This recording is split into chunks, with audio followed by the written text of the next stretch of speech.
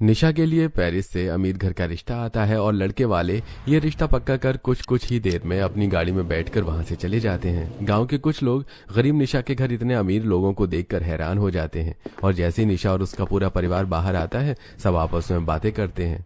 बहन, लड़के वाले काफी अमीर लग रहे थे, हमारी निशा का रिश्ता पक्का हो गया क्या?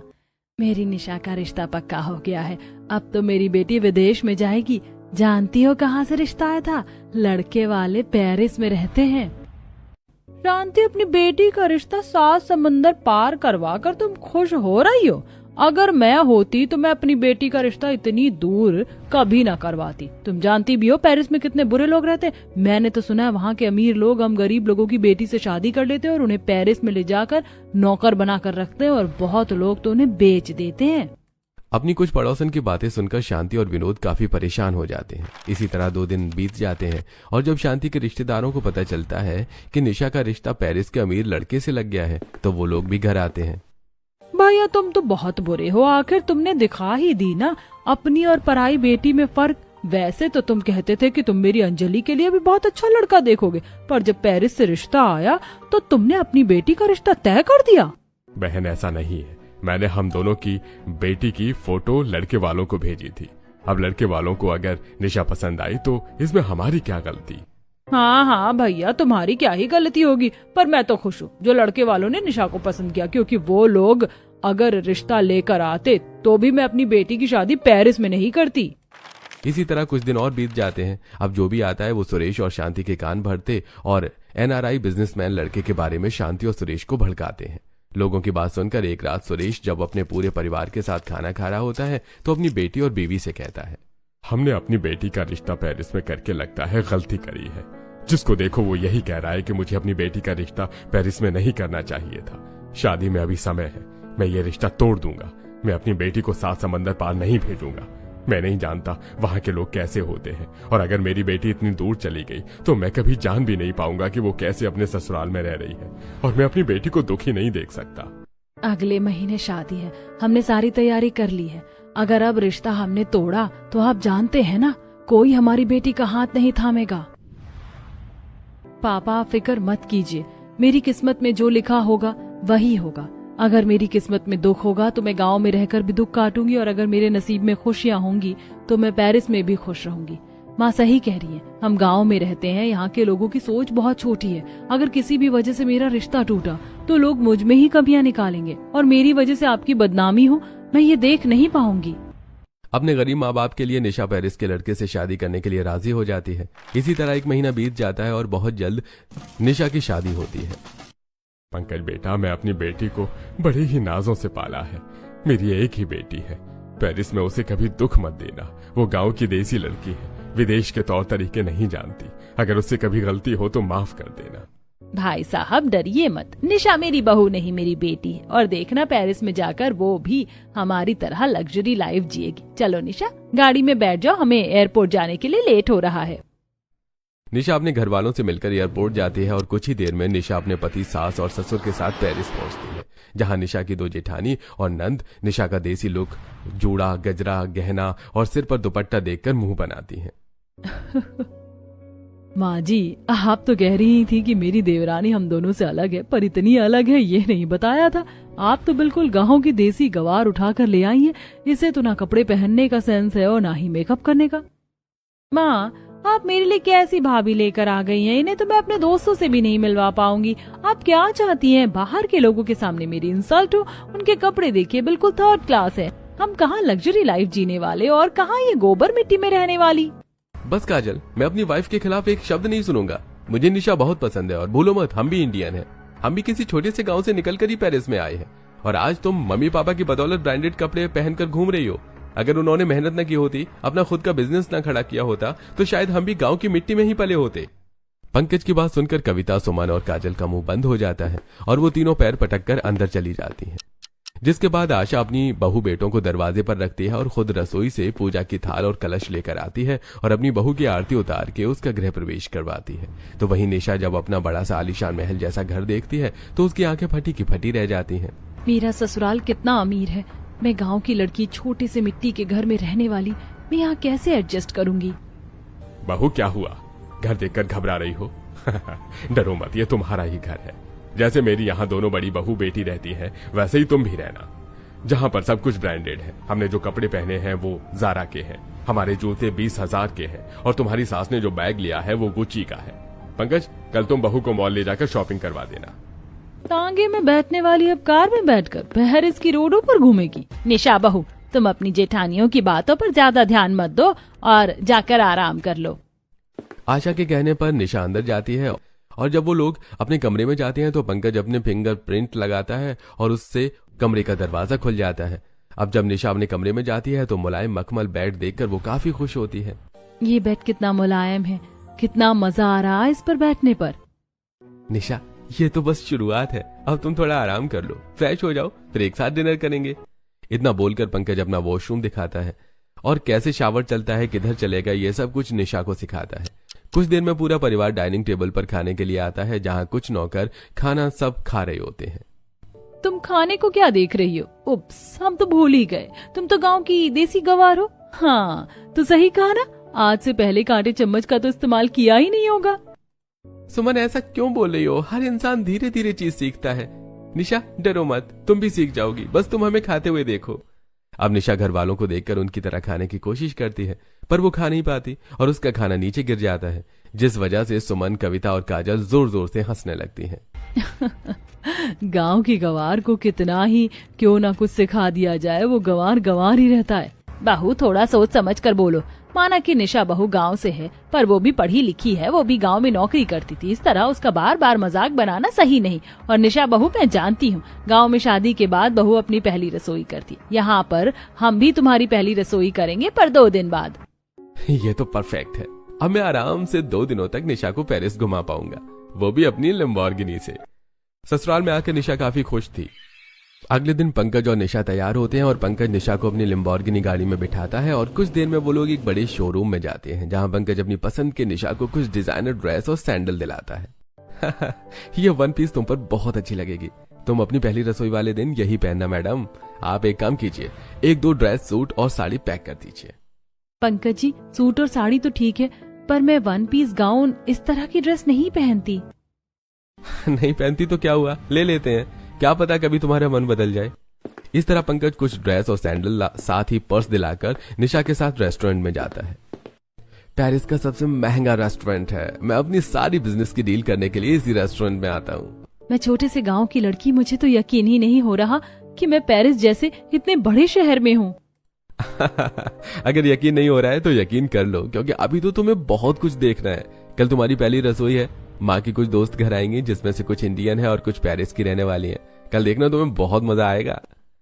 कुछ देर में पंकज निशा को पेरिस की मोस्ट पॉपुलर जगह पर ले जाता है और शाम को निशा घर आती है। अगले दिन निशा की पहली रसोई होती है, इसलिए वो सुबह जल्दी उठ जाती है और रसोई में जाती है और नौकरों की मदद लेकर इंडक्शन और इलेक्ट्रॉनिक सामानों से अपने ससुर के लिए करेले का जूस, घर वालों के लिए मिल्क शेक, बादाम शेक, पराठे, खीर, पूरी, पनीर, छोले भटूरे जैसे पकवान बना रही होती है कि तभी वहाँ निशा की दोनों जिठानी और नंद आती हैं। ये सब क्या बनाया तुमने? कितना ऑयली है। यहाँ के लोग इस तरह का भारी खाना नहीं खाते। बनाना ही है तो एवोकाडो टोस्ट बनाओ, नूडल्स बनाओ, पिज्जा बनाओ, मोमोज बनाओ, सैंडविच बनाओ। बहू, जब तुम्हारी पहली रसोई थी तो तुमने अपनी पसंद का खाना बनाया था ना, तो फिर तुम छोटी बहू को क्यों फोर्स कर रही हो अपनी पसंद का खाना बनाने के लिए? बहू, मेहमान आ चुके हैं, खाना लगा दो। आशा की बात सुनकर सुमन, कविता और काजल का मुंह बन जाता है। कुछ ही देर में निशा घर आए मेहमानों को खाना सर्व करते हैं और जब सभी मेहमान खाना खाते हैं तो वो लोग निशा के खाने की काफी तारीफ करते हैं। Oh my God, it is too yummy। मेरा सपना था इंडियन फूड खाने का और आज मेरा ड्रीम पूरा हो गया। I can't believe this। ये सारा फूड बहुत डिलीशियस था। आशा, आखिर तुमने दिखा दिया कि तुम तीसरी बहू बिल्कुल देसी लेकर आई हो। मैं भी अपने बेटे के लिए इंडियन लड़की देख रही हूँ, वो भी गांव की, ताकि वो भी हमारे घर में आकर हमें इंडियन खाना खिला सके।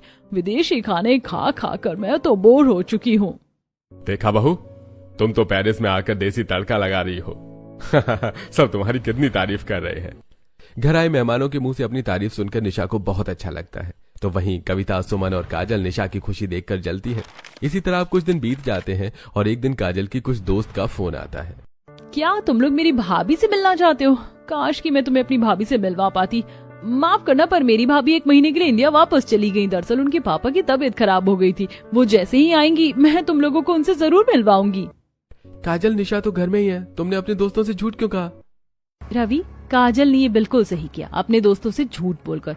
आप देखिए ना, काजल के ज्यादातर फ्रेंड अंग्रेज हैं। अगर काजल के दोस्त इस गरीब गंवार देसी निशा से मिलेंगे तो हमारी नंद की क्या इज्जत रह जाएगी। ऊपर से इस गरीब की वजह से काजल की इंसल्ट होती है। देख रही हो आप, आज सिर्फ और सिर्फ आपकी वजह से मुझे अपने दोस्तों से झूठ बोलना पड़ा, क्योंकि मैं उनको आपसे नहीं मिला सकती। एक बार फिर काजल अपनी भाभी को भला बुरा बोलकर अपनी लग्जरी बैग उठाती है और कॉलेज के लिए निकल जाती है। तो वहीं सुमन और कविता भी अपने पति और ससुर के साथ ऑफिस के लिए चले जाते हैं। इसी तरह कुछ दिन बीत जाते हैं और निशा घर में रहकर अपनी सास के साथ घर के काम करती है। ऐसे ही एक दिन निशा अपने पति, ससुर, जेठ और दोनों जिठानी के लिए लंच पैक करती है। दीदी, मैंने आज खाने में पास्ता, सैंडविच और कुछ ग्रीन वेजिटेबल सलाद बनाए थे। बिल्कुल वैसे ही खाना जैसे आप लोगों को पसंद है। मैंने आपका लंच पैक कर दिया है, आज आप सब लंच लेकर जाओ। निशा, तुम हाउस वाइफ हो, हम नहीं, और तुम क्या जानो ऑफिस कैसे संभाला जाता है। हम किसी की गुलामी नहीं करें, हमारा खुद का बिजनेस है और हम वहाँ के मालकिन हैं। हम लोगों को खाना खिलाते हैं, ना कि घर से खाना लेकर जाते हैं। घर से अपना लंच वो लेकर आता है जिसकी बाहर खाने की हैसियत नहीं। और हमारी कंपनी में तुमसे अमीर लोग काम करते हैं, इसलिए हमें लंच के नाम पर तुम्हारी पोटली ले जाने की जरूरत नहीं। हमारे ऑफिस में हम अपने एम्प्लॉयर को खाना प्रोवाइड करवाते हैं और वही अच्छा खाना खुद भी खाते हैं। बहू, बाहर का खाना तो बाहर का ही होता है। कौन सा ऑफिस में हमारे घर की औरतें खाना बनाती हैं? मैं तो कहीं भी जाता हूँ तो घर के खाने को बहुत मिस करता हूँ, इसलिए मैं तो बहू का बनाया हुआ लंच जरूर लेकर जाऊंगा। और मैं भी। अपने जेठ और ससुर की बातें सुनकर निशा को बहुत अच्छा लगता है। तो वहीं कविता और सुमन की बातों से निशा को काफी हर्ट होता है। इसी तरह कुछ दिन बीत जाते हैं और काजल के फ्रेंड बिना बताए काजल से मिलने उसके घर आते हैं, जहां वो लोग निशा को साड़ी, गजरे, गहने में देखकर बड़े हैरान हो जाते हैं। लगता है आप सब काजल के दोस्त हैं। आप सब पहली बार मेरे सामने घर आए हैं। आप सब बैठिए, मैं आप लोगों के लिए स्नैक्स लेकर आती हूँ। काजल, ये तुम्हारी भाभी है? क्या यार, तुम लोग भी ना, भला ऐसी गरीब गंवार लड़की मेरी भाभी कैसे हो सकती है? ये हमारे घर की नौकरानी है। दरअसल माँ को इंडियन नौकरानी चाहिए थी, इसीलिए हम इसे गांव से उठा कर ले आए हैं। वो तुम्हारे घर की तो इंडियन नौकरानी भी बहुत अच्छी है।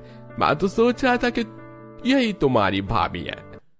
काजल की बातें सुनकर निशा की आंखों में आंसू भर आते हैं और वो उदास रसोई में जाकर काफी देर तक रोती है और काजल के दोस्तों के लिए कुछ स्नैक्स लेकर आती है।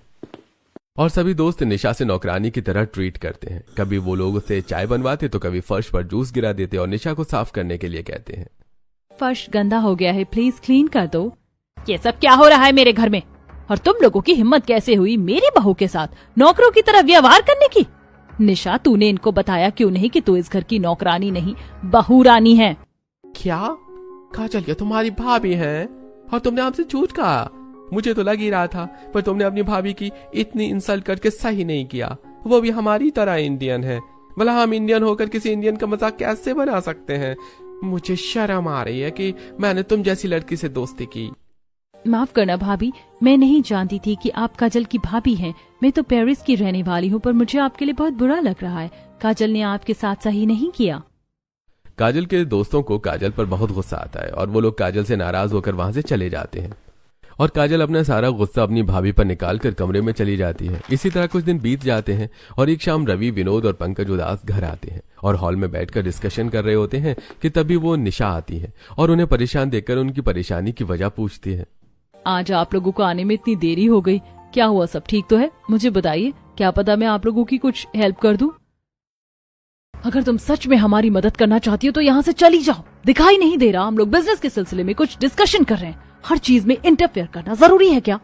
पंकज, अपनी बीवी से बोलो बिजनेस में दखल अंदाजी न करे, ये सब उसके समझ से परे है। तुम सबने मेरी बहू को समझ क्या रखा है? अगर तुम लोगों की बिजनेस की बातें थी तो ऑफिस में ही खत्म करते। बहू तुमसे तुम्हारी प्रॉब्लम ही तो पूछ रही थी, और मेरी बहू पढ़ी लिखी है। गांव में वो भी ऑफिस में काम करती थी एज अ सपोर्टिंग मैनेजर। आशा सही कह रही है, हमें एक बार निशा को अपनी परेशानी बता देनी चाहिए। क्या पता निशा कोई अच्छा आइडिया दे दे। माफ करना निशा, हमने तुमसे ऐसे बात की। दरअसल हमने अपना न्यू ब्रांड ओपन किया है और उसमें एक बहुत बड़ी कंपनी इन्वेस्ट कर रही थी, पर कुछ लोगों ने अफवाह फैला दी कि हमारे सारे ब्रांड डुप्लीकेट हैं, इसलिए अब वो कंपनी इन्वेस्ट नहीं कर रही है और अगर उन्होंने हमारे साथ काम नहीं किया तो हमारा करोड़ों का नुकसान हो जाएगा। हमें समझ में नहीं आ रहा कि अब हम अपना न्यू ब्रांड कैसे लॉन्च करें, कौन हमारी मदद करेगा।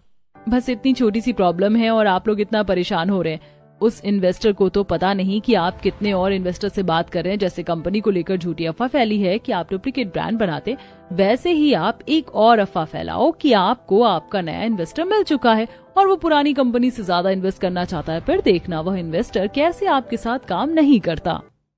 बहू बिल्कुल सही कह रही है, हमने इस तरह से तो सोचा ही नहीं था। आजकल अफवाह में बड़ी ताकत होती है।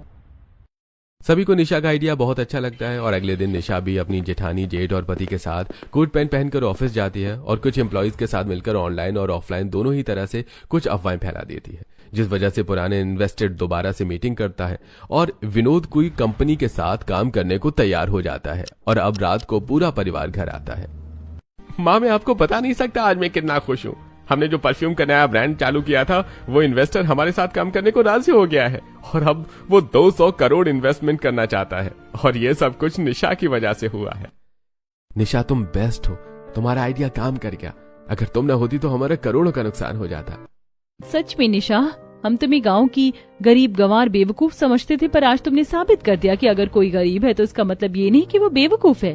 भाभी, मुझे भी माफ कर देना, मैं हर कदम पर आपकी बस इंसल्ट करती रही, पर आज आपने साबित कर दिया कि जो काम मैं पेरिस में रहकर ना कर सकी, वो काम आपने कर दिखाया।